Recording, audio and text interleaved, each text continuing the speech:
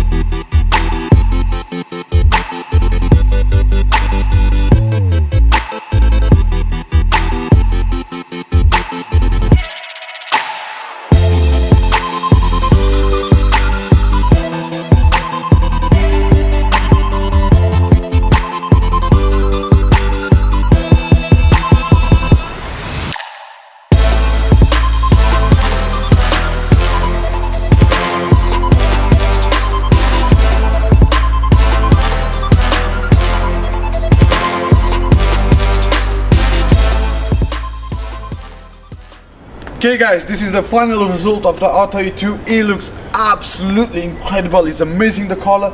It shifts from turquoise to purple and a bit of blue. It looks beautiful. It's amazing. When the guy sees this car again, he's gonna be completely shocked. He's a very well-known person. He owns Majlis Shisha Cafe in Leicester, and he's gonna park the car outside his business. So that's gonna look crazy. It's gonna call attention. So that's pretty much, guys. I will try this color in the high gloss because it's a next level color. I think with the high gloss it's just gonna take to a whole new level. So that's pretty much, guys. I hope you guys enjoy it. I'll see you on the next video.